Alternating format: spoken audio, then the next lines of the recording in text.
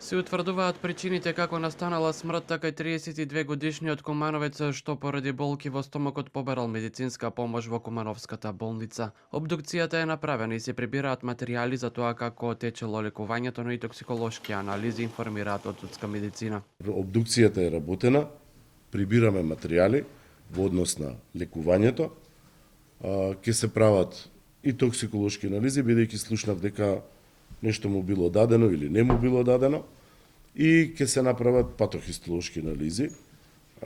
Кога ќе заврши обдукцијата, ќе се достави до обвинителството, потоа обвинителството ќе нареди сигурно вештачење, затоа што се овие прегледи што се прават од надзори, тоест не прегледи од страна на Државен санитарен инспекторат или лекарска комора, тие немаат форма на вештачење.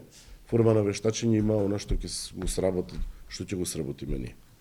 Од основното јавно обвинителство велат дека е наредена обдукција и се прибираат извештаите од контролите.